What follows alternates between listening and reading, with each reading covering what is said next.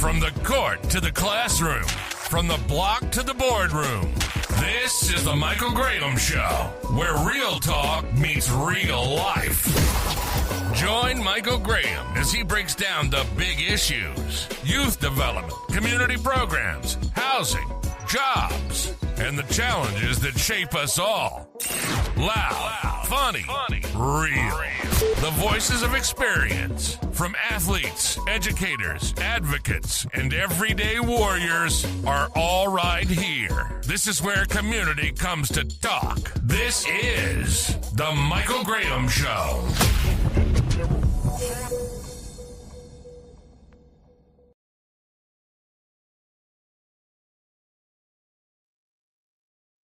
Hello, folks. How you doing? It's Michael Graham. Thank y'all for joining us for another week of the show here. We got some good guests tonight. I call them, well, actually they are part of my family.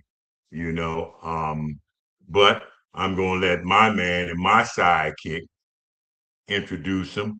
My mentor. I call him my mentor. He's an author of the book The Other Side of the Hoop, the European Experience. He's also a former European basketball player and was damn good at it. Won a championship over there across that water. And right now, he's a financial literacy teacher. He teaches people how to, do the right things with their money. I want to introduce y'all to my man here, Bobby Kinzer. Bob. What's up, Mike? What's up, my Bob? good brother? Let me tell you, it's another good show, man. We've been pumping them out, man, with some wonderful guests. Some people that knew about, some people that they didn't know about. So this is the chance we give to get all our brothers in basketball their flowers while they are living. And, without any further ado, I have to show you a shameful plug, The Other Side of the Hoop, the European basketball. Go out there, Barnes & Noble and Amazon and get it, dropping some dimes. So, Mike, man, how you doing this week, bro? Man, I'm doing okay, man. I had a little scare, though, with some stuff I'm dealing in the house with some mold and everything. So, I done lawyered up and everything. Yeah, be careful with that mold, That woman was so rude, man. So, yeah, but other than that, man, I'm blessed. I'm alive. I'm able to do what I need to do. So, yeah, I'm blessed, man. How about yourself? Man, everything's good. It's just a lot going on, Mike. God dang, it's so much going on. But you know what I found out? What's that? The most important thing about right now? What is that? Is right now. Forget all about the past. The future never happens. It's all about right now. Y'all better be glad and thankful for right now. So without any further ado, let's get this show on the road. Look, I'm fired up like a man smoking a cigarette at a gas station. I'm about to blow up. We got the Georgetown contention up here. Hoyas up, y'all. First up, ladies and gentlemen, this gentleman with the Northwest. He's a PG County boy out of Prince George County. They don't like me to say PG County for some reason, but it's PG County. That's how I grew up. Went to Parkdale. Actually, averaged double figures as a freshman in the Big East for Georgetown. Ladies and gentlemen, let's put your hands together for Irvin Chico Church. Oh, there it is. What's wrong? What's going on? There we go. Okay. All right.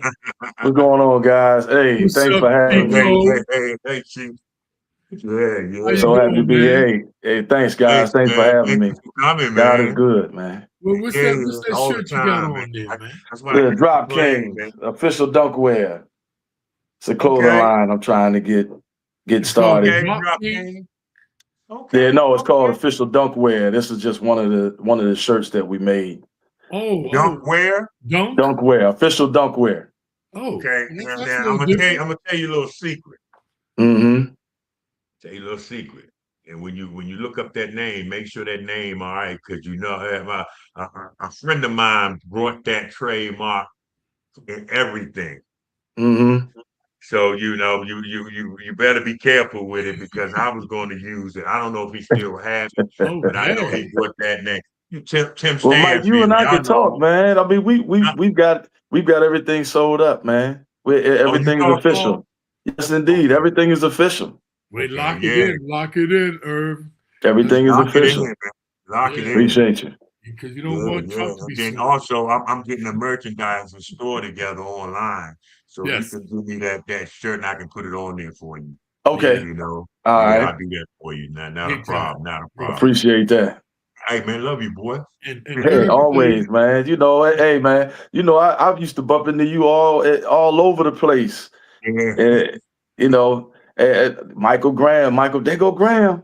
I don't know had that Benz. Michael. I don't know the way to know Michael Graham. Oh man, I used to bump into Mike in some of the wildest spots. No, I'm just joking. No. He's always come up with, baby boy, what you doing over here? Right? I'm like, hey, you know. Oh, next up, ladies and gentlemen, this gentleman comes from North Carolina via Queens, New York City, from the Big Apple down into North Kakalaki, right? And actually, he started 32 games as a freshman, as 40% for 3 points as a sophomore, and this is a big one. Second in steals only to the great Allen Iverson. Ladies and gentlemen, he played also between 1991 and 1995. Let's hear for Jacques. What's up, Jacques?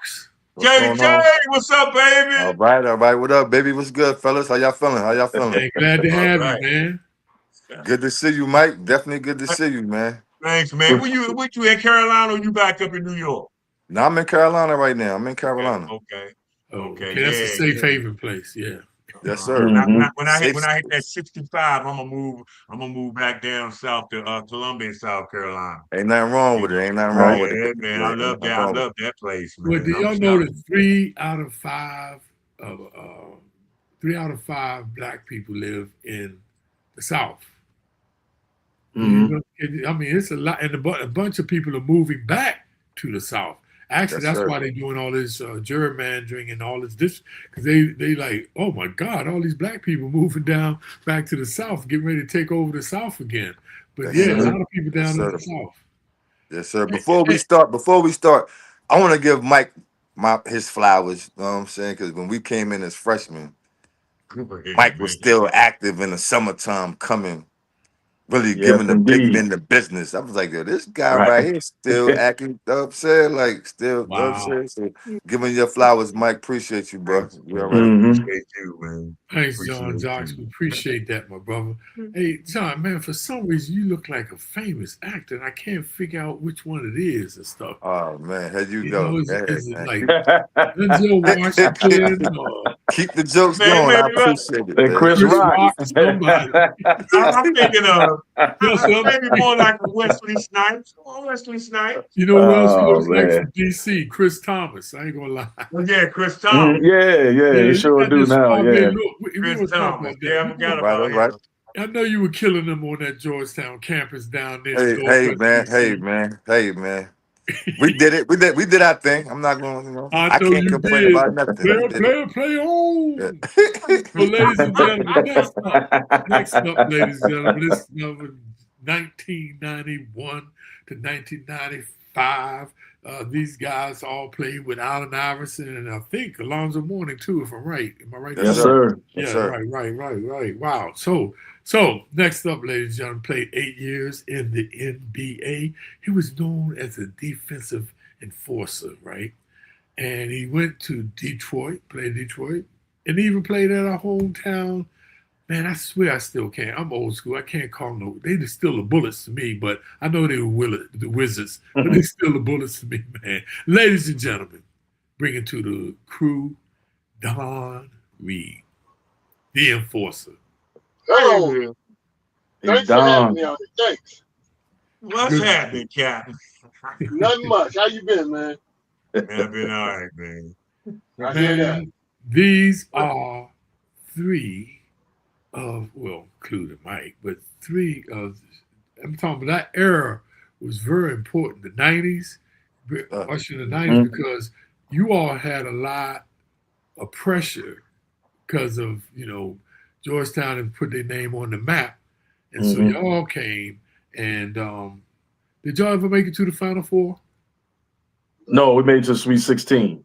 Sweet 16, right? That's what I thought. Right. So the pressure was how was that having the pressure of the legendary Georgetown teams always going far into the NCAA playoffs? How was it like dealing with that pressure? It was more of a sense of pride. Right. It's more like we carried a chip on our shoulder. Every time we played a game, we were just looking to destroy. That's it. Yeah. Yeah. And see that, and that's how the mentality was. It was always y'all against the world. Say again, Don. To the NIT that one. Yeah. Oh man, we was hot. Took it personal. Yep. Hey, How far did y'all go in the man. NIT? How far did y'all go in the NIT? Championship. All the way to the finals. Okay. Yeah. Wow. See that? What year was that? 93. I was our sophomore year. Who did y'all play? Minnesota. Okay, Minnesota. Right. What they have? Wow, that's what I'm Rashawn Leonard. Rashawn Leonard, yeah. Yes. Rashawn Leonard. Yes. Yeah, he was the man. Yeah, it was a close game too. Yeah. Okay. Well, But it's funny. They always think funny. about the NCAA, but go ahead. The NIT, yes, that's awesome, man. How was that experience? Mm-hmm. Now, it's funny Don brought that up because me and Chico, we was on the phone and we actually talked about it. That was embarrassing for us to go to the NIT that year. Yeah. I thought Coach would have been I thought Coach would have been embarrassed, but he pretty much was like, we ain't go to the NCAA. Y'all still want to play? We go to the NIT. So we always like, fuck it. Like, we still want to play. Let's play. What was so interesting, before the NCAA playoffs was anything, it was the NIT. That was the big dance. So this was so ironic. Yeah, that was big dance. Yeah. That was the big dance, man. So that's instant. But we always like to start off, man, with going back to what started y'all off in basketball. I'll start with Don, man. Don, did you said where'd you come up on the playgrounds? I wasn't in any playground. I'm still in PG County too, but I didn't start playing basketball until 9th grade. Wow. And I was in soccer where was that? and karate before that. Wow. Did you say I you got were karate? Yeah.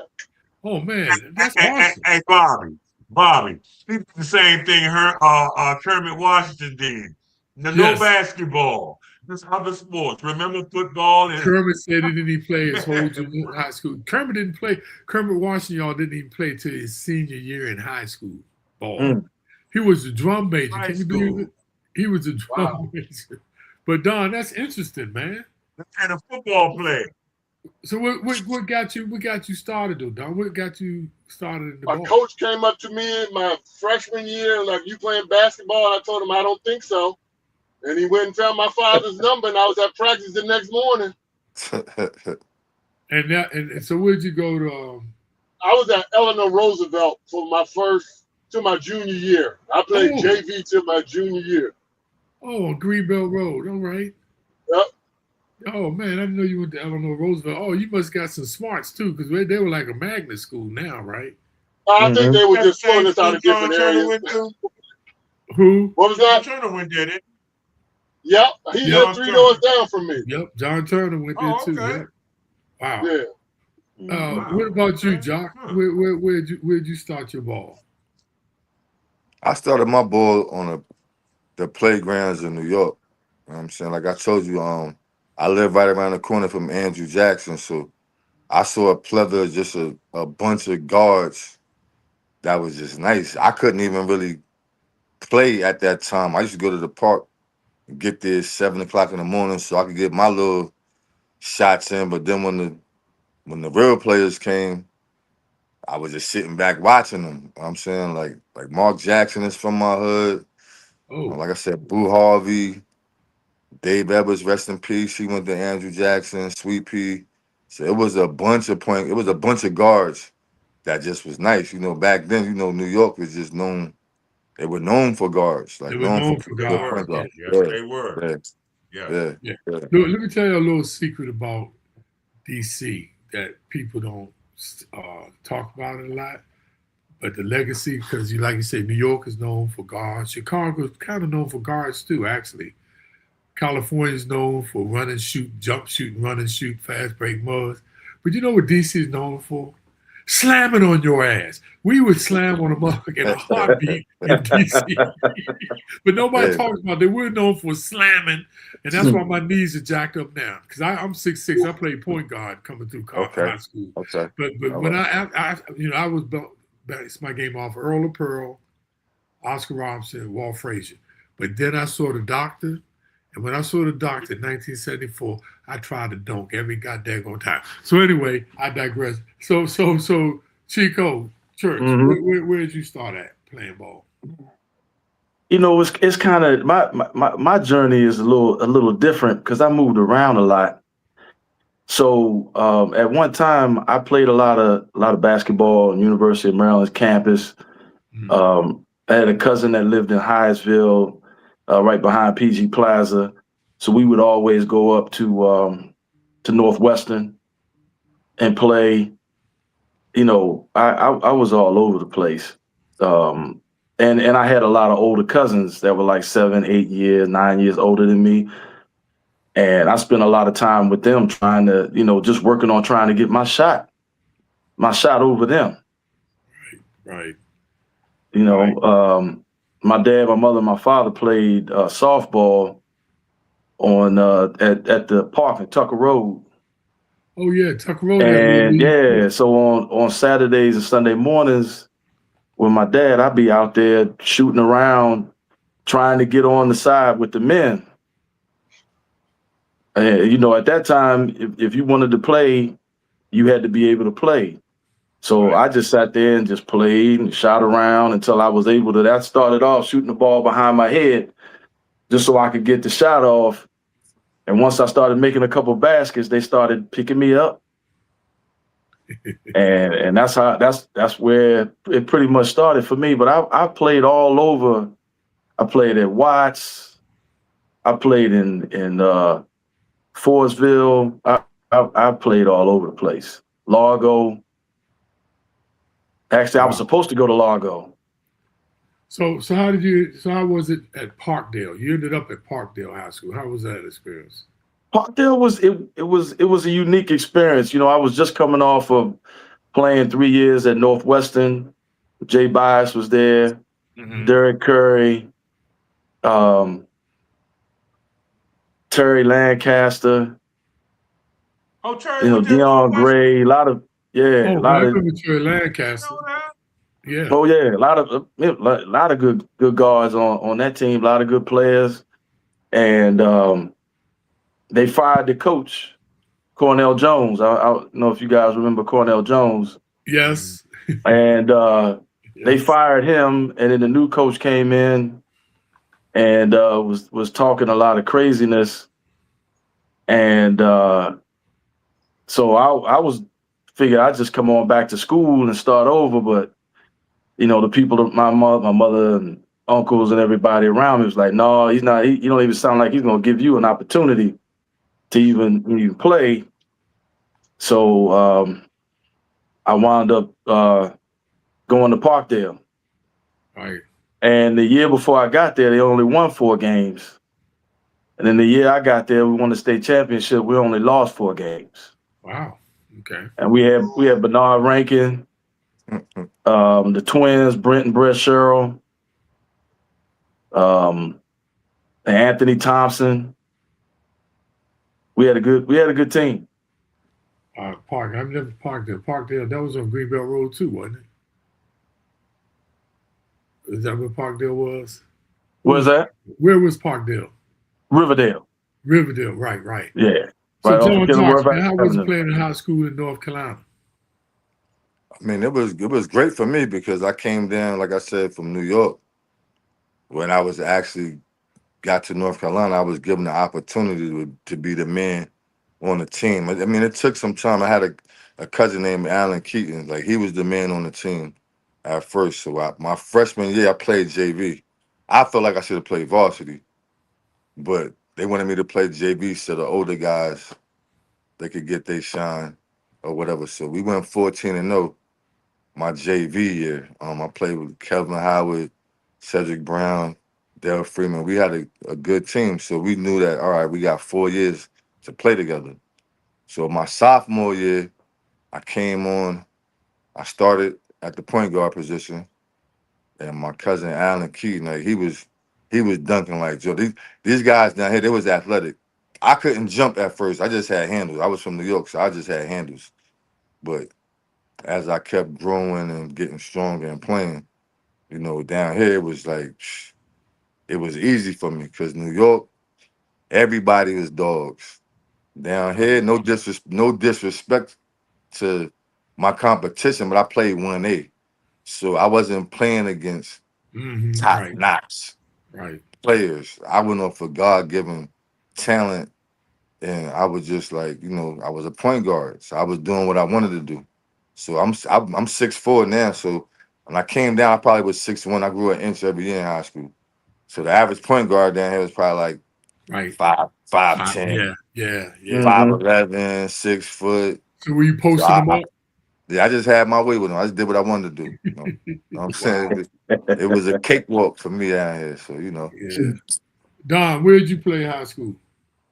I played at Eleanor Roosevelt, like JV for 3 years. Right. That's news to me that Chico didn't play at Parkdale for 4 years. I guess I played on JV and never saw him till my senior year. Wow. Then I went to National Christian Academy a little bit of my junior year. Who was the coach then? Lynn Baltimore. Yeah. And then I went back to Largo my senior year. Oh, okay. Who was at Largo? I didn't know he was supposed to come to Largo too. We could have had a dominant team then. Wow. Yeah, I went to Kettering Middle School, Don. Okay. I was supposed to go. I live right there in Cinnamon Ridge. I went to Phyllis C. Williams. My mom moved right halfway through my 8th grade year and moved to Laurel. Yeah, it was crazy, man. Like I said, I've been all over the place. Yeah, my team lost to Chico's in the district. Let me ask y'all this. I mean, Don, you first. Doing Coach Thompson influence. What's the toughest lesson Thompson ever gave you?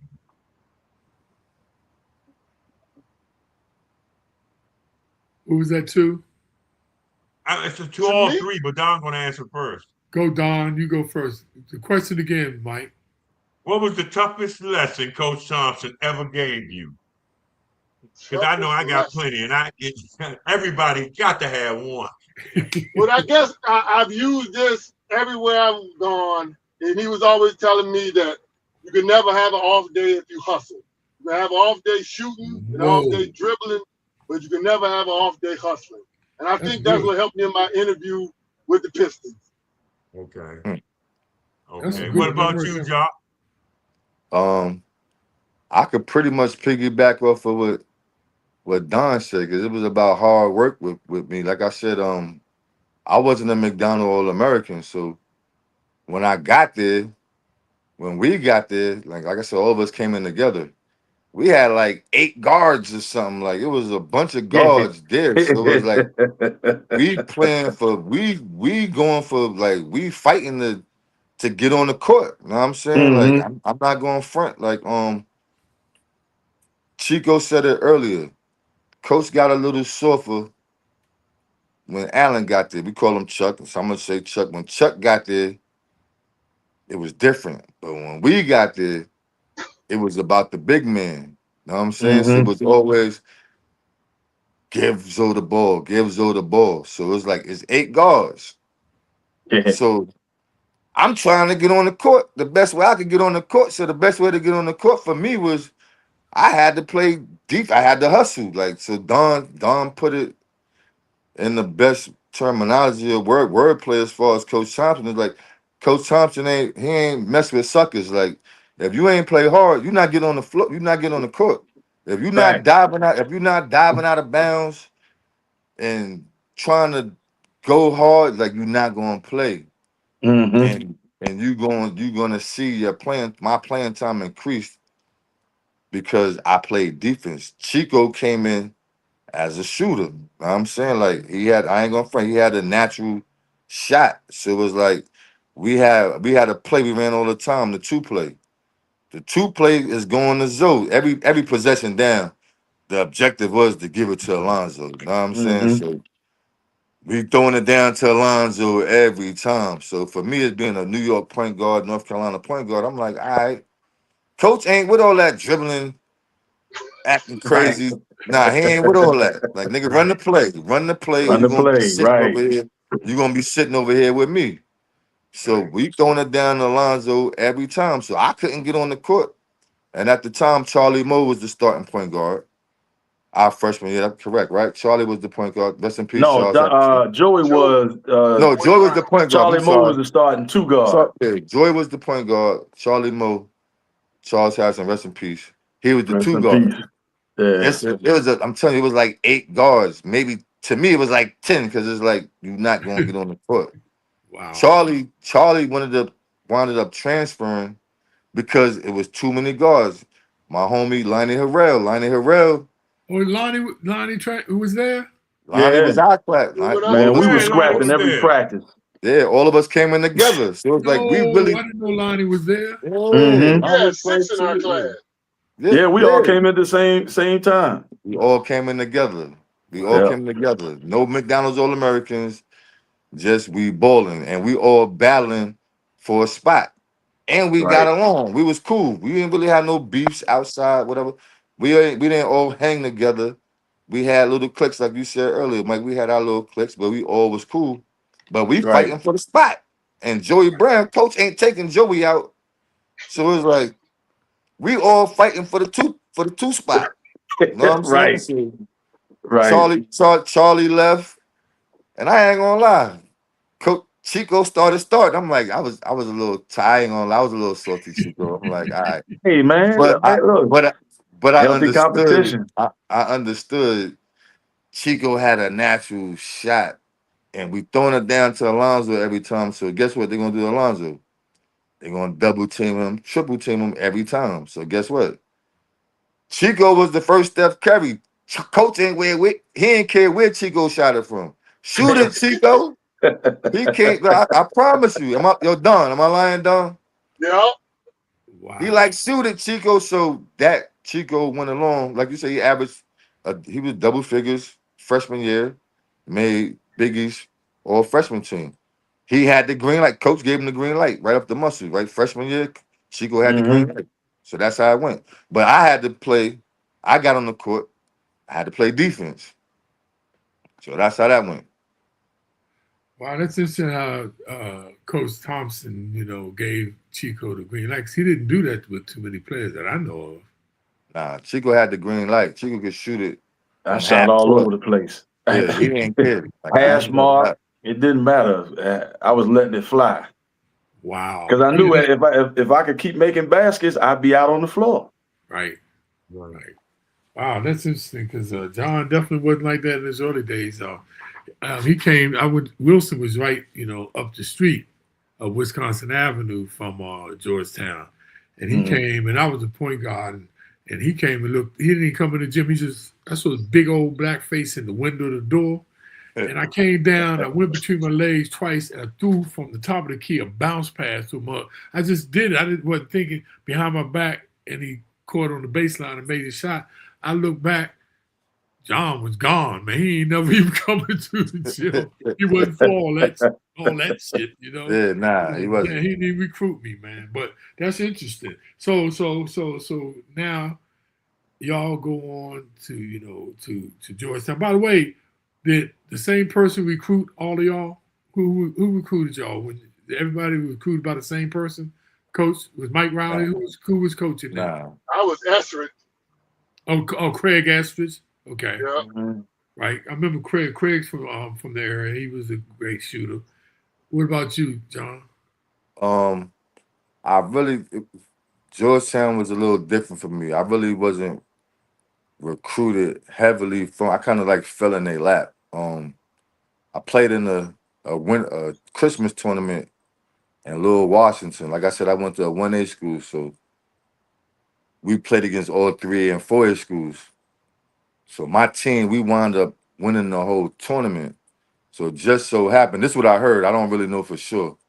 Rest in peace, Chip. Chip, he told me that Keith Gatlin, that played for Maryland, they was cool with Coach. He was cool with Coach. They was like, man, this is a young kid down there in North Carolina.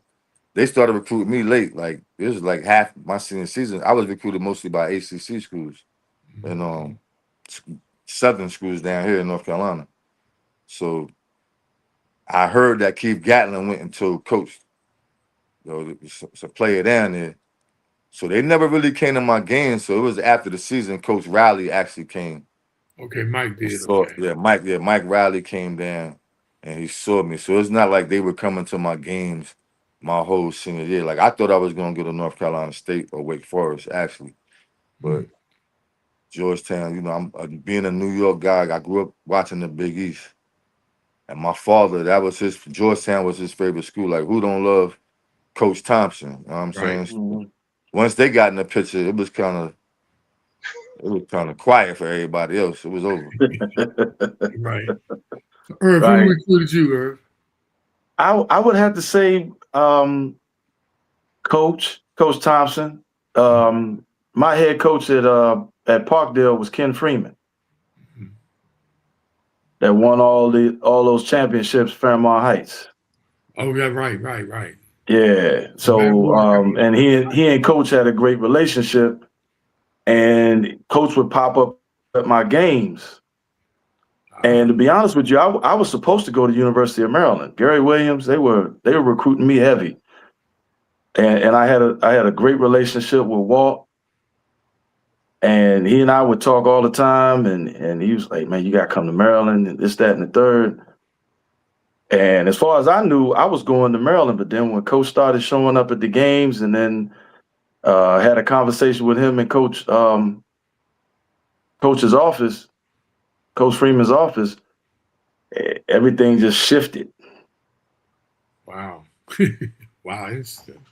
Amazing, man. It's amazing. I was recruited. I had already signed with Maryland before I went to Georgetown. Wow. But I decided to change my mind at the last minute after watching a couple of games. Mm. Yeah, and then, you know, especially when they lost to Memphis State, then I knew they needed that power forward. Yeah. Okay. Huh. I think Maryland was on probation when we came out. Yeah, they were. Oh, they were. After Bob Wade, right? I was mad about that too. Yeah. They that probably discouraged a lot of guys from going there too. I don't think they could give out scholarships at that time.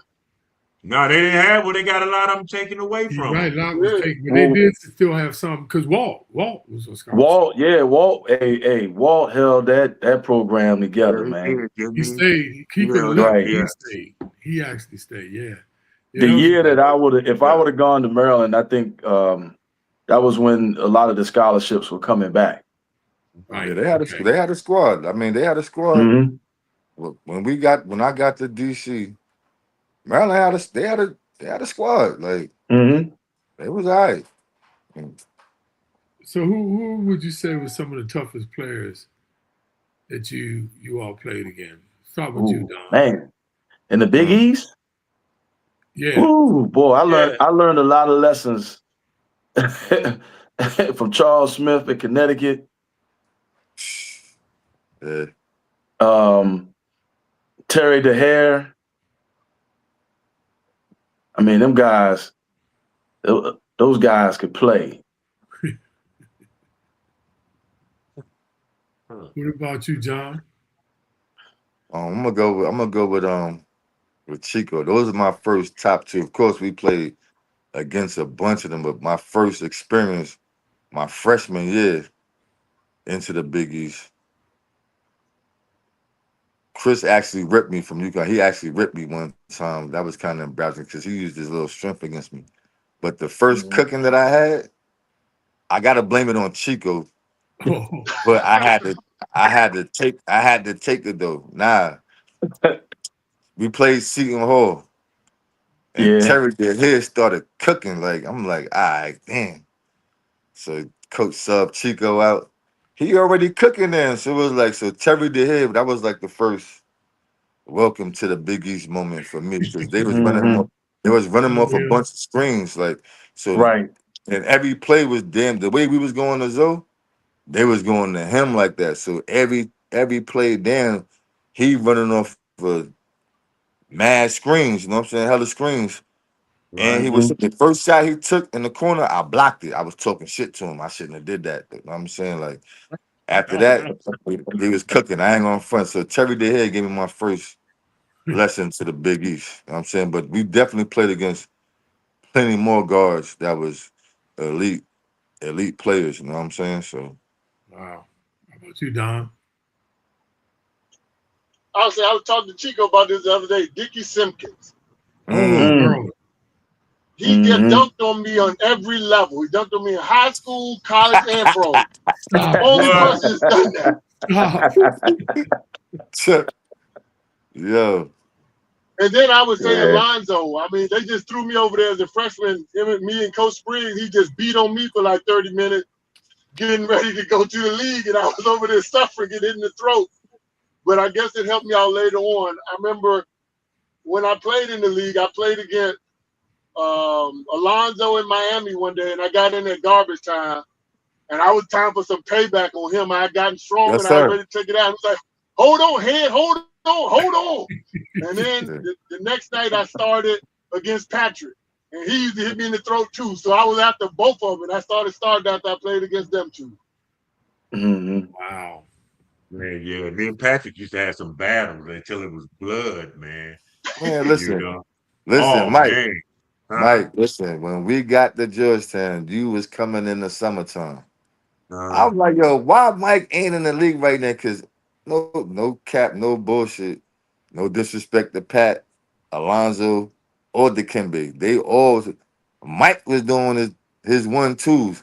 See, Don had to go against that when he got Don first introduction to Division I at Georgetown. He had to play against them. You know what I'm saying? Like, we all had to play against them, but he had to guard them. You know what I'm saying? Like, so he guarding Zoe, Dikembe, Mike, fresh in the summer. As soon as we get there, fresh out of high school in the summertime, he guarding all y'all. So Don definitely paid his dues. You know what I'm saying? When it comes to that, yeah, because he used to come out Doc's gym, Dr. Joe Carr gym, and play with him all the time. Yep. So yeah, he was that Murray?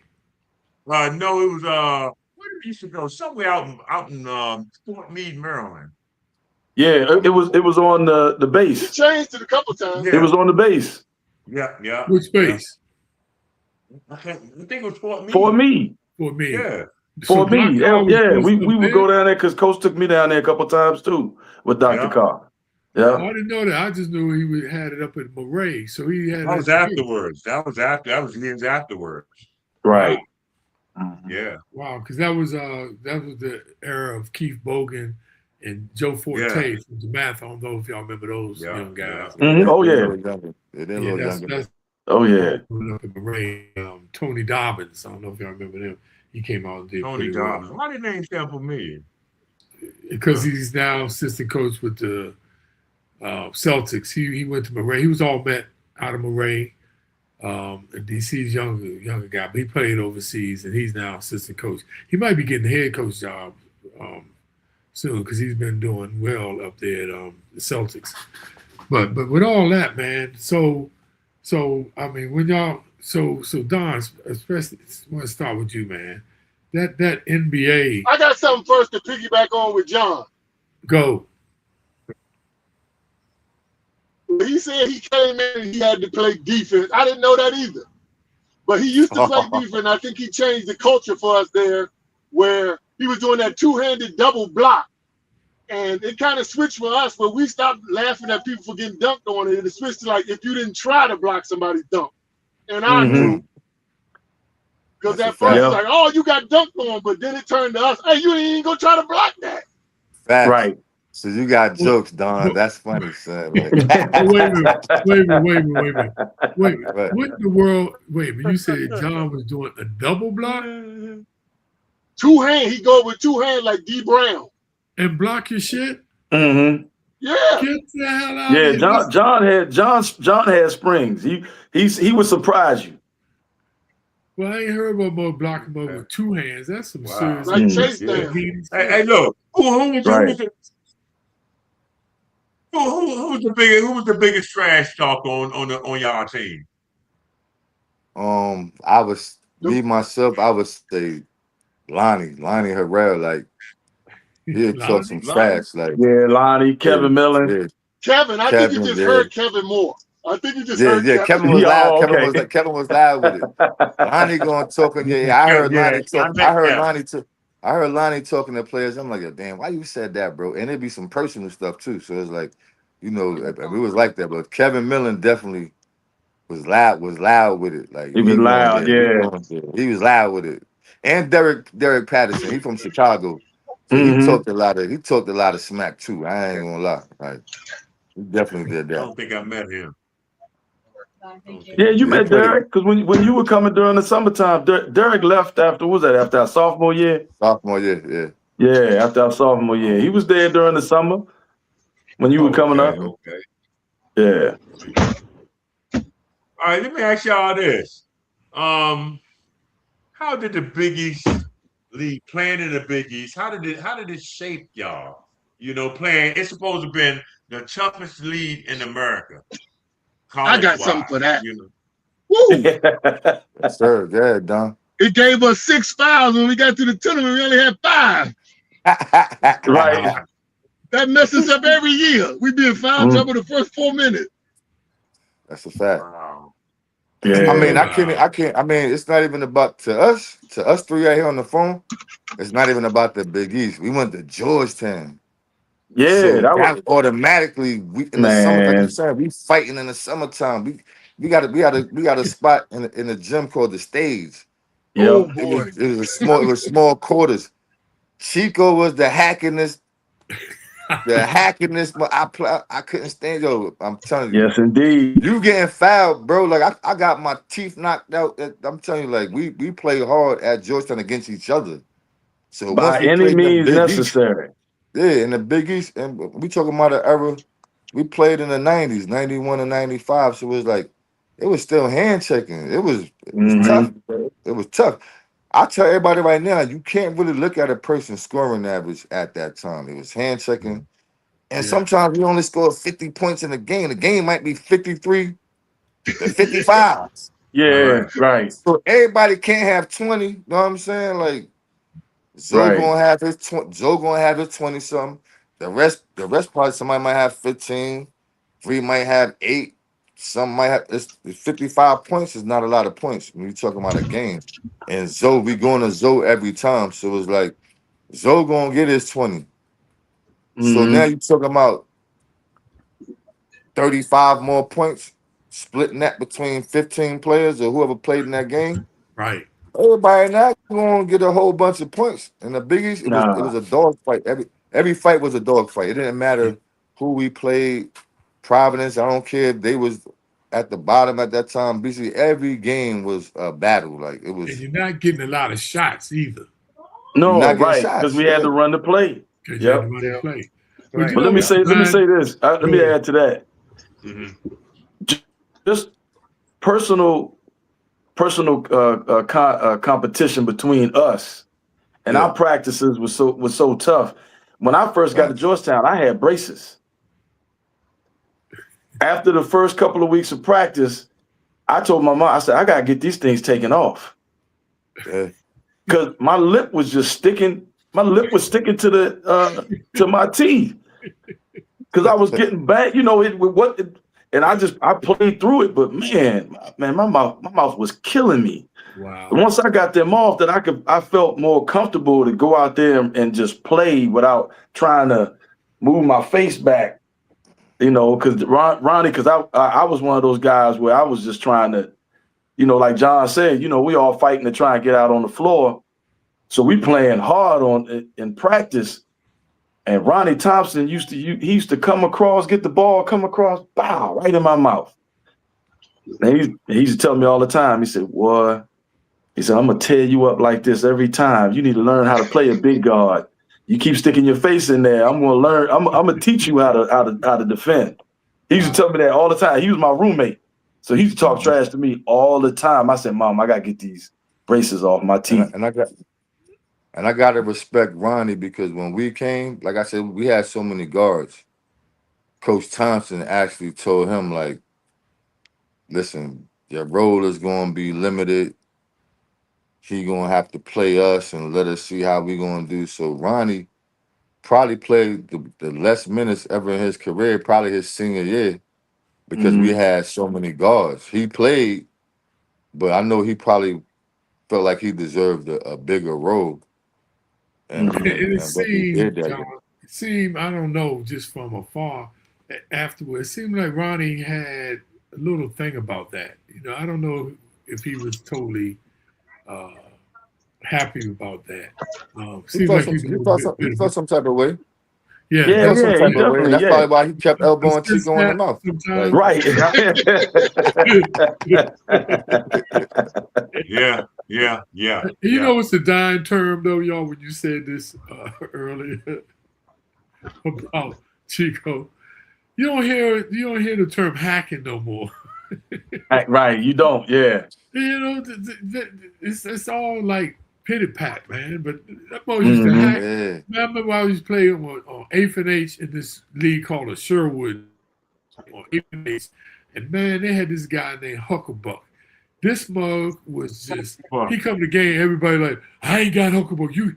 This mug would step on your foot when you go to jump, pull your shorts down, punch you in your ribs. I mean, this old dude, man, I'm like, why is this guy even playing? I'm like 18 years old, but that mug was hacking. But you had to be tough. And I know y'all practices had to be physical. Your practices had to be. Chico was a professional hacker. I thought Coach Thompson was just telling him, like, listen, Chico, just foul him. Just keep fouling him hard. But he was a professional hacker, bro. Like I was a physical guard, man. I was physical. The way I looked at it is I didn't possess the best foot speed. So I had to bump you. I had to grab you. I had to do little things to keep you in front of me. And when Chuck came, Coach just told me, listen, wear him out. Wear him out. He's got to get tough. He's got to be ready for it. He's got the offensive prowess, but beat him up in practice. When we practicing, do whatever you can. And we used to those games, those one-on-one games up on the stage, playing full court, man. Everybody came out of there with a bruise, or scratches, or something. Yeah. You wouldn't come out of there unscathed. Well, listen, Chico was the professional hacker, but the ultimate warrior was Don Reid. Like Don Reid was the ultimate warrior. Like, why? I promise you. No, something. But Don, answer this though, Don. How did you play? Because you played with Othello Wilson and Jerome Williams. Yeah. I mean, how did the time go between those two guys? Okay, I'm gonna keep it real with you. Like I said, Don was the ultimate warrior because guess what? We never ran a play for Don one time in his Georgetown career. Guess what? Don ain't complain about nothing. He gonna get the rebound. He gonna dunk it. He gonna dunk on you or dunk it back in. He gonna smack. When he grabbed the rebound, he gonna smack the ball hard the way you're not taking it. And I got one story, right, with Don. This is why I call him the ultimate warrior. We playing in the Kenner League, right? So this Chuck, they put Don on Chuck team. It was Chuck, Boubacar Al, Jerome Williams, Jahadi White, and Coach gonna put Don on their team. I was like, yo, how he do that? So we playing the Kenner League. We playing the Kenner League joint. So I don't know what happened. I don't know if I stole the ball from Don or something. I got to steal or something. Don chased me down. I'm fast. Yeah. Yo, Don chased me down in the Kenner League and damn near threw me out of bounds, bro. I'm like, yo, bro, damn, it's just Kenner League. Why you going so hard, bro? Like, what's up with you? You probably forgot, Don. I ain't never forget, but Don will chase you down. Yes, indeed. Oh, yeah. Don had to but that's how we played in Kenner League was tough, man. It's not like it Love is it, now. man. But how they Love it, were John. playing. What was that? I said, I love it. You supposed to chase him down. The Oh, he one thing I chased me love down, about bro. Don is that you never had to help Don off the floor if he got knocked down. Don would roll over. He would do some acrobatic move where he Yeah, that was roll the over his karate. head, That's the flip back That's karate. on up again. karate. There you go. The last You never- dragon. Oh shit! Nowadays, karate, guys son. fall down. They lay down there till 2 or 3 guys come help them up. You know, they lay there and like they hurt. Don wasn't on the floor longer than like 2 seconds. Nah, he's doing a backflip, somersault Yeah. off the floor.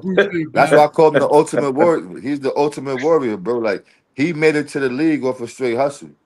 Yeah. We ain't run no place. We ain't run no place for Don. You know what I'm saying? Like, Nah. Hey, we ain't run one play for him. Don, share with us, man, because everybody, they talk about this, going from college to the pros, to the NBA. Is it that big of a gap or is it not? I think it would have been for me if I had to change positions. But when I got to Detroit, I was still able to play center. I was the shortest center in the league at that time. Wow. But I was used to playing against Patrick, Alonzo, and Dikembe. And there was nothing else better than that out there. So that gave me an advantage, playing with them for so long. Like, I've been playing against them since I was 13, coming up to Georgetown in the summer. Right. And just getting used to them and finally being able to be strong enough to hold my own against them, that gave me the confidence that I'd known. I played against them, knew what they did, knew some of their traits. And I guess some of the coaches knew as well that I played against them, so they felt comfortable with me playing against them on defense. So that was a plus for me. Yeah. When I found because I came out in 79. Yeah, because playing with those guys. Played against the pros. Everybody was hard as shit. Everybody's body was like, motherfuckers was hitting you, man. It felt like solid rock ass men, man. And every time I'm on defense, and every time my man on offense crossed the lane, motherfuckers were hitting me. Bump, give you a bump. Right. I'm playing offense on defense and shit. And then hand checking was in, and I never touched the guy. I was always taught play defense. Don't let him know where you are. Don't touch him. But I'm checking this guy, Rob Williams, go. He's coming down back, crossing half court, and he's like swinging like to knock my hand off. But I'm not hand checking him. But what he's doing, he smacked me in my face, chopped me in my throat. I mean, that shit was some physical shit, man.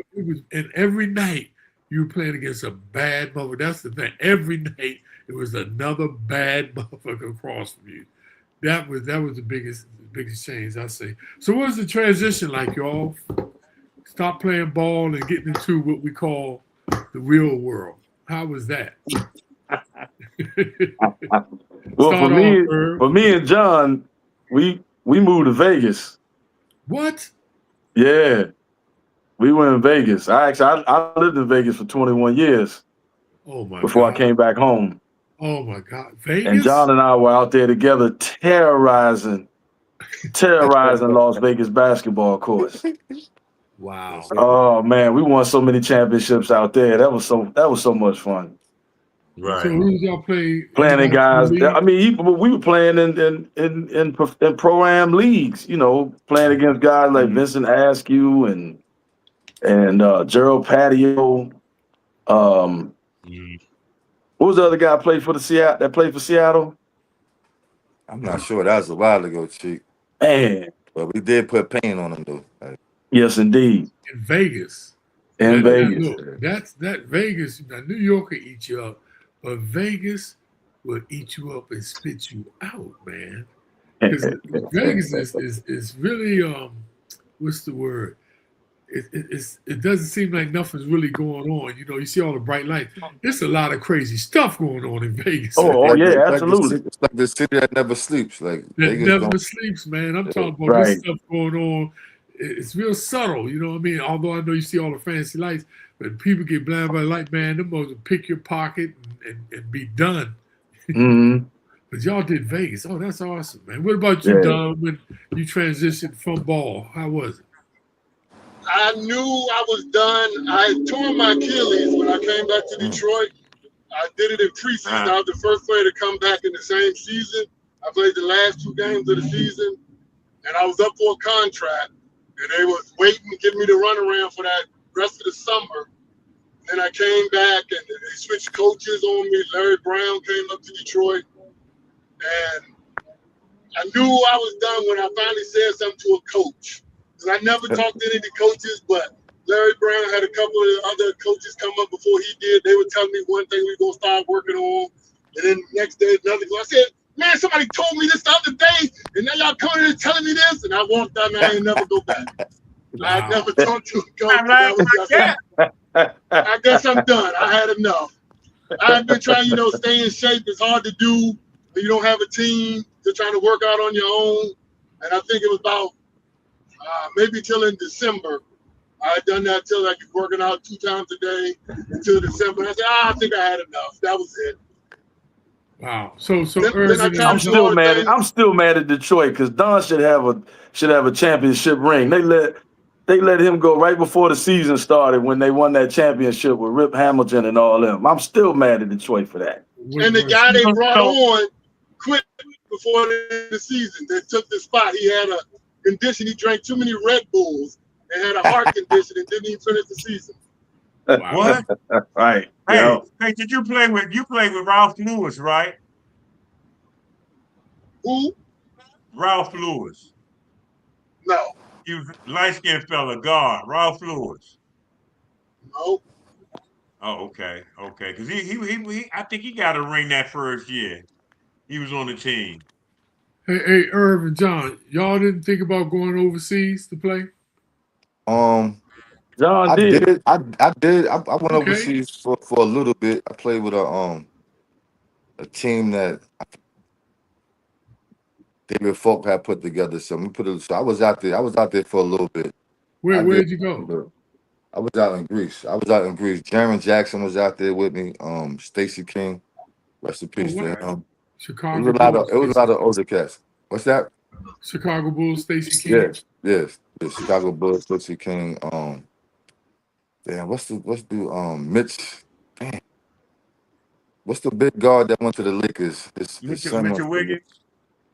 Nah, he played at Louisville.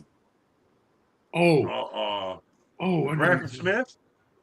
Nah, damn, my bad, bro. Like my memory ain't the sharpest, not the sharpest. Don't worry, mine either. It's not the sharpest. But we had some players out there, and actually after that, Jaron had actually got his shot in the league. So it was a little time out there. But then after that, I went out to Vegas with Chico. Was out there for a couple of years, Then you want to go overseas? Yeah. I wanted to go. Just I didn't get any calls. Right. They don't push it like that. And that's funny. That's funny that you're saying that because it's like coaching them didn't really push it like that. It's not. They didn't get us any agents and nothing. They didn't really push us out there to go. I'm not blaming them or putting no blame on anybody. But it wasn't really like it wasn't like it was a setup situation the way it's all right. You're gonna play here. Then you go overseas. And this is nothing against Coach, but have Coach ever told y'all this? Once you leave Georgetown, don't come back. No, don't come back. No. Yeah, that's what he never said that. He never said that. But he used to be trying to clown me and Chico. I think that because we didn't go to the league and shit like that. He'll be telling the other players and John and Chico in Vegas right now. Like I guess using us as motivation. But I know Coach did love us because we did bring a toughness. Without a doubt. We did bring a toughness. So it was like Coach want to be a part of whatever you do. If you don't include him in what you're doing, if you don't check in with him or say something to him, he will put you on the list type shit. Like and don't rock. My word. You're being very diplomatic about that. Yeah. You gotta be careful. You know what I'm saying? You have to be careful. Right. So let me ask you. I went to a Georgetown game one time after I came back home, and I had to leave. I was working in the casino at at MGM National Harbor, and I had to leave to go to work. And I took off. The very next game, when I sat and talked to Coach, he looked at me. He was like, where did you go last game? I said, I had to go to work. Hey, man, don't you ever leave and not come in here and not speak to me. Wow. I was like, all right, coach, you got it. I had an instance where I went to a Midnight Madness, and he said, got some shoes for you that somebody made for Patrick, and don't nobody have them. You had the first pair. He said, let me know when you're going to leave, and I'll get them. So I was about to leave early. So I went up to him. Man, coach had a blanket on him, and he had the presidentship. Man, coach cursed me out. I didn't wait around for the shoes. I just left. Hey, I had a good friend, y'all, a real good friend that y'all know, and I want to know how was he as a coach? And his name is Ed Spriggs. Did he coach y'all? Yeah. That's Don. Oh, man. yeah. That's Don. I mean, we all love Coach Spriggs. Coach Spriggs was the enforcer. It was like, some of us might not want to go to class. You're going to go to class. Coach Spriggs is going to be waiting. Right. Coach Sure Spriggs enough. going to be waiting Wow. at the classroom door. He's going to be knocking on your door. Like, why you not in class? But Big Don could actually speak on Coach Spriggs more than us because he rolled with worked him in the Coach van. Spriggs every day. Like, that Right. was. Wow. So he probably got some stories with Coach Spriggs for real. Like, Yeah. Mm-hmm. Yeah, he's a good Just guy. him over there letting Alonzo loose on me every day in practice, making sure I wasn't passed out on the side of my eye wasn't hanging out. That's all he did. And he had us in he was the strength and conditioning coach at the time too. Oh. So he had us in there lifting. I was like, what's going to help me keep him off me? What am I going to do to help this post up? How can I get him out the lane? Wow. He's just like, just keep lifting. He's a good guy. And I was good friends with his brother, Larry Spriggs. We played in the LA Summer Pro League in 82 together. And that's when they took him off our free agent team. We were playing for Converse. And that's when the Lakers took him off our team. And he went to the Lakers, and our team was never the same again, man. We had boys, man, that they was like, oh shit, I'm next. Man, the motherfuckers were playing the guy from the Grandpa, the vampire looking guy, he used to come to every game. He said, come here and sit down, son. He said, I've been watching you, man. He said, I'm from New York. You need to play New York basketball. I said, where's New York basketball? He said, give and go. I said, yeah, I know give and go basketball. I said, no, give it to me and you go to hell. He said, you need to shoot that motherfucker. After they took Larry, them boys, we had guys, man, that were at the league. We had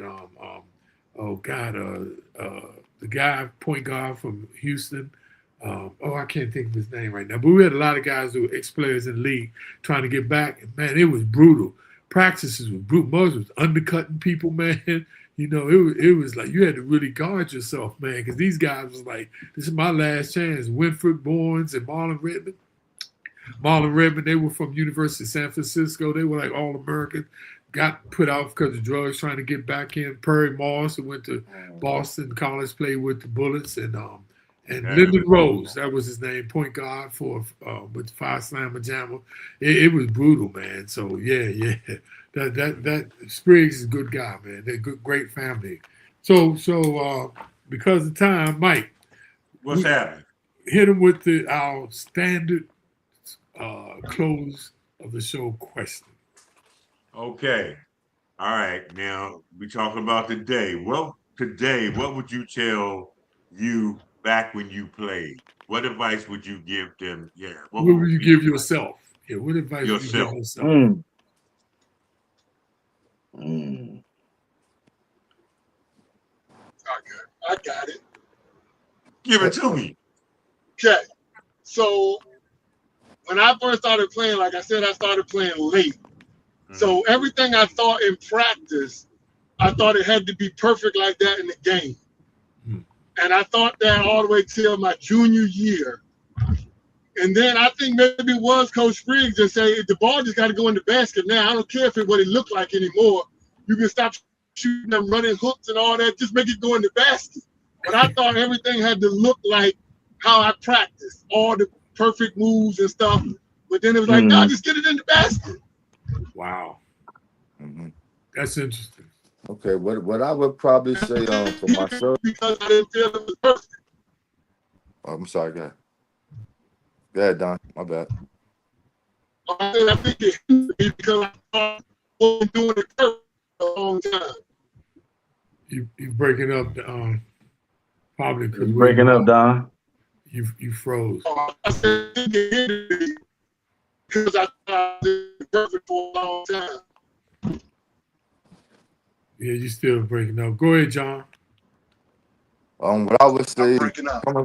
coming from high school, going to Georgetown, what I know now, I definitely would have shot more in high school. I was a point guard, so I wanted to get everybody involved. So I would have shot more in high school.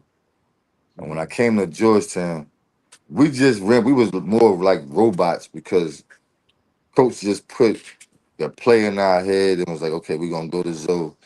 We're gonna run the same play. We maybe ran like 3 or 4 or 5 plays, but we're gonna keep you go to your first and your second option all game. I might would have probably tried to put a wrinkle in something and broke the play a little bit to try to get my little Right. joint off. That might would have put me on the bench with coach though. I don't know, but like what Don said though, if it go in the basket, Right. it really is not a problem. Now, if you breaking the play and you chucking up a shot and it's nasty, Right. that ain't gonna work. So I probably would have tried to break the play because we had to run the 2 play all the way through. All the way through. When I tell you, all the way. Like get back to the point guard, get over there. Zoe come the forward, go pick for Zoe, and Zoe come around to post up. Same thing we did for Othello. You know what I'm saying? So we had to run the 2 play all the way through. I might would have broke the play a couple times,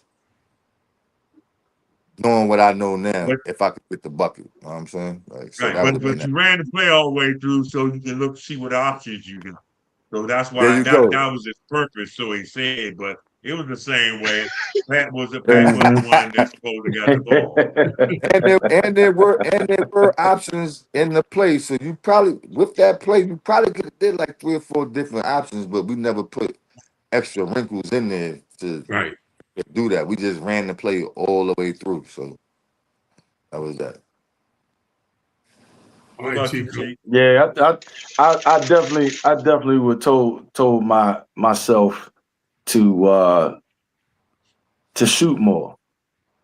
I know that my freshman year I had the green light, but then my sophomore year, John and I experienced a little setback. You know, they brought in all the All-Americans and started, you know, like we said in the beginning, we went to the NIT our sophomore year. And I let that kind of like pause me a little bit and start looking more to, you know, facilitating and making sure that, you know, we, like you say, run the play all the way through. And I held that all the way up until I graduated. And I just should have went on fire. I just should have just played like I played in high school. That's what I would have told myself. Keep shooting that thing. You know what I think? I think you were trying to be more and show a lot of leadership and get everybody else going, and you forgot about yourself because you never was a selfish person. You get what I'm saying? So yeah, you're right. I thought you should have shot a little more of myself too. But you were trying I did to it get sporadically. There were certain games where you were a leader on the team. Yeah, there were certain games where I did cut loose, but it you know, hit with coach in the back of my mind. Right. Yeah. Run the play. When I was like, I know this guy, I know I can score on this dude, but let me go ahead and move the play. I don't want to get snatched out the game. Yeah. By your neck. No, Don, not by the neck. By the neck, boy. Man, look. No, are you talking about literally by the neck? By your neck. Literally by the neck. Yeah. Hey, let me ask y'all this: what do y'all think about the team going on with Ed Cooley and everything? Yeah, Chico. Not aggressive enough. I hope this year that this season they play a little more aggressively and commit to playing good defense. Because you know I like the young kid that was there last year that went to Providence. Man, from Harvard. I can't think of his name right now. It's escaping me. But yeah, I just think he was that. Yeah, I was surprised he left, man. I was too, but I just think he played a little too nonchalant for me. I want us to get back to being a little more grittiness, especially on defense. We allow too many teams to come into DC and just wear us out, man. That's all I want. I just want to see more grit, more defense, more hard nose. Do whatever it takes to win the game. But I also understand that now that you're getting paid NIL, you're trying to preserve yourself. Right. But I to me, it's like, listen, we were playing, we were playing for a ham sandwich. Right. A Pell Grant. Oh, Pell Grant, right. I didn't get one either. Me neither. I didn't get that. Me neither. The question, I just wanted that stipend money. There you go. Mail money. We had mail money. We call it laundry money. Yeah, but that question you asked, Mike, that's a tough question to ask us because this era of basketball, it's a whole different era. So it's like it's hard to speak upon something that they changed the game in so many facets. Yeah. You like the 90s or the early 2000s, like the last of the Mohegans. They changed the game, bro. Like it's not physical. Right. It's not physical at all. Can't touch somebody. Right. You talking about they don't play deep, like they don't play. The last time I saw Coach Thompson, he looked at me. I had my daughter with me too, so he like, he always got a joke. He like, John, I couldn't coach these kids. They'd have been fired me. He like the way he coached us. He can't coach them kids. They crying at their mama. He like, your parents better not call Coach Thompson. You better not come down to the gym asking about or crying about nothing. Like Coach really was on some different type of timing of he called me, I ain't gonna lie, let me give you one story, right? Yeah. But our sophomore year, Lonnie had left. I was gonna leave also. Because like Chico said, we had that McDonald class coming. So he cut all our playing time. Mm-hmm. So I had a conversation with my coach, my high school coach, Gary Battle. He like, man, still school's interested in AC stand. He like, state still. So I'm like, yo, that might be my best bet. So what happened was Boubacar came. He wasn't there yet. My high school coach spoke to Coach Esherick, and Coach Esherick told Coach Thompson that I was planning on leaving or talking to my coach. So as soon as I got to practice, Coach Thompson called me in his office, and the first thing he said to me, he was like, "What's this? You crying to your coach like a little bitch, talking about you want to leave." Nah, coach talk to you like that, but he gonna talk to you like that if you can take it. If he know you can take it, he gonna talk crazy to you.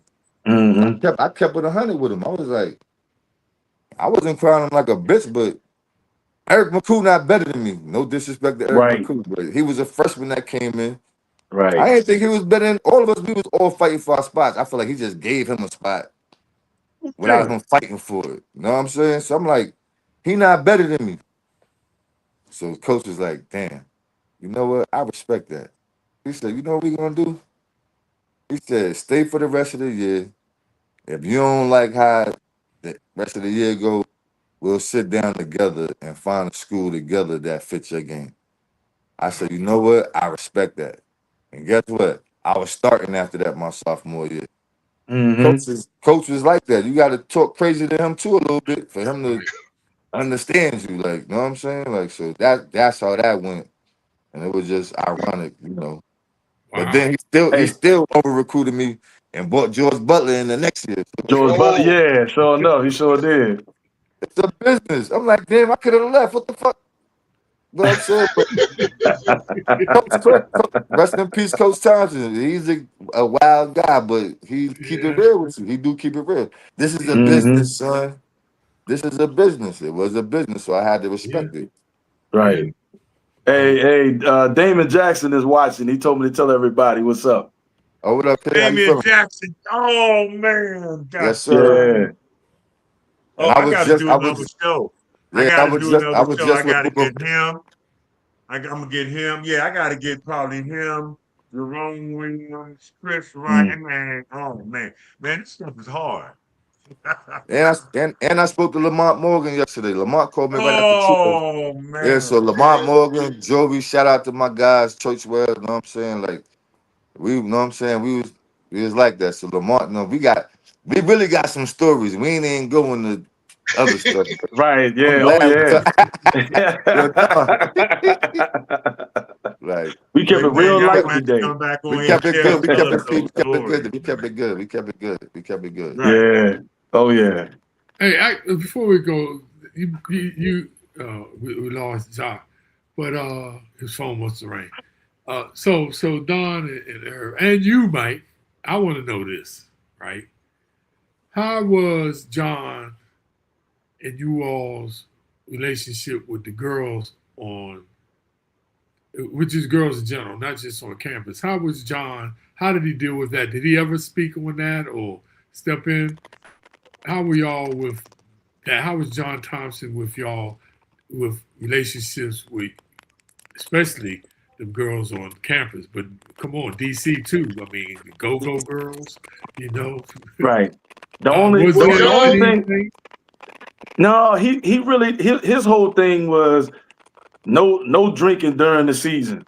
Okay. You know, that was his main. That was his whole thing. No drinking. You know, but when it came to women, Miss Finland was the one that expressed how she felt about us having women in the dorm, in the apartment, or women. She was the one that would say crazy stuff about. Wow. Man, don't let me catch no women in them apartments, and you know all that. These fast girls on campus.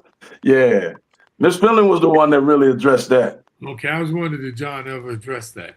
Nah. And John, he knew wherever you were in the city at all times. Oh man. Yeah. Yes. I remember one night he thought me and Chico was drinking at a place that sold pitas down on M Street. He was like, "What was y'all doing over there?" I was like, "Hey, we just get the pita." One time I was picking my cousin up from the Georgetown Greyhound bus station. He knew I was over there. I was like, "Man, I was telling him all this."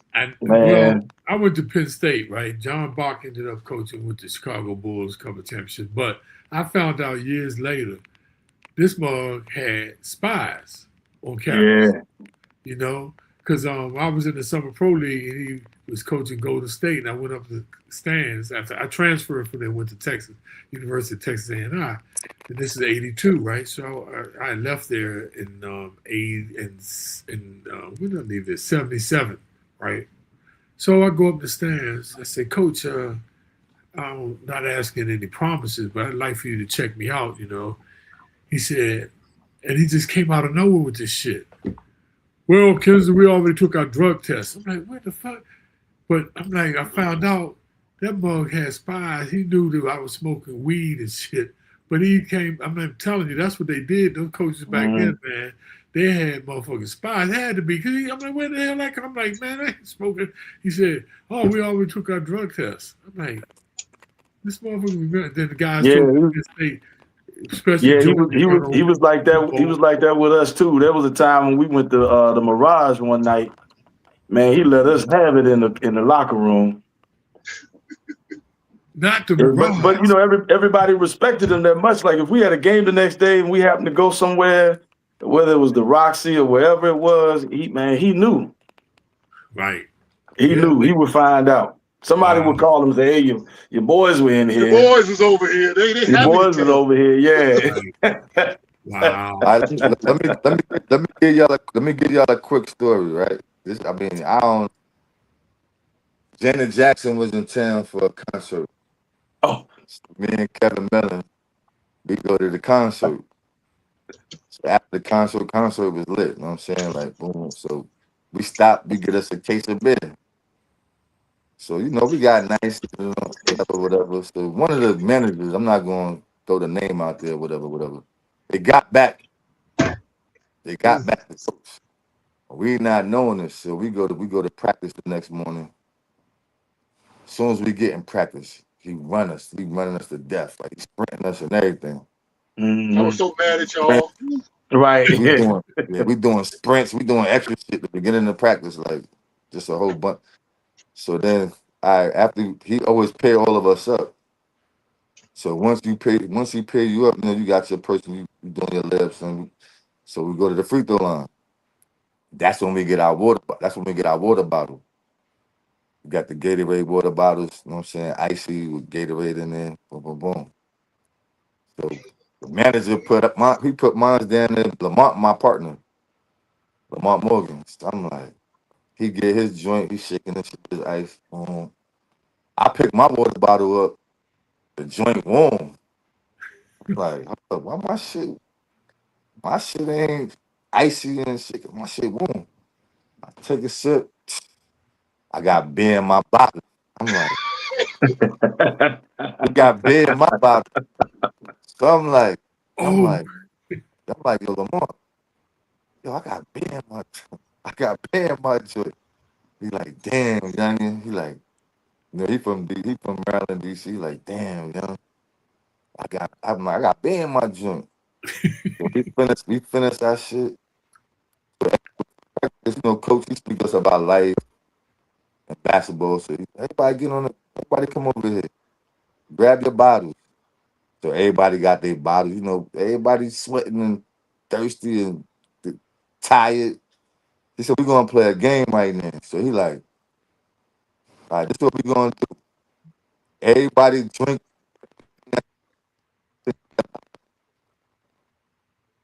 Oh, we lost him. John breaking up, but Coach basically told us. Remember that story. Coach basically told us y'all got 2 minutes to finish y'all bottle. Man. And everybody drank theirs except for him. Yeah. And we had to line back up on the line, boy. Everybody done. Oh, you remember that, Don? Man. Oh, yeah. Wow. We can't hear you, John. I appreciate y'all coming by, man. I really do, Yeah. man. We got to do this again because I know we got more. So I'm trying to get all my Georgetown brothers on here because everybody should know about us. And if y'all if y'all doing social media, go to vintage college basketball, vintage pictures and everything. Because a lot of people on there want to know where y'all at. You know, they put a lot of former player pictures and all that. So I mean, yeah, you're part of the program. You help build it. So, I mean, why not live the legacy, man? I mean, come on. Mm-hmm. Have some fun. Yeah. Yes, indeed. All right. So we're gonna see y'all later, man. Once again, man, thank y'all for coming on. And I'm gonna be booking y'all again now. So okay. That y'all know. Okay. All right. Show. Thanks a lot, fellas. Hey, thanks for having me, man. Thanks for, it felt good to be with my brothers again, man, talking about our time. But, I really appreciate y'all. Thank you. That's it, man. I do too, man. I think about it a lot, man. And I wish we could do more to get all of us together, man. Mm-hmm. You know, all the Georgetown family. But who knows? Maybe in my lifetime, I hope it happens. Right. Yeah. Yeah. All right, John, you good now? Because we couldn't hear you while you were talking. Huh? John. I was talking to John. He can't hear us. Can you hear us, John? Okay, he can't hear us either. Oh, yeah. Okay. All right. All right, y'all. Well, we're going to be out of here.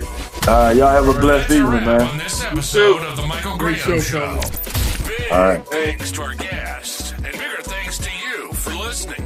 If it hit home, share it. If it made you think, talk about it. Because change starts with conversation. Catch Michael next time.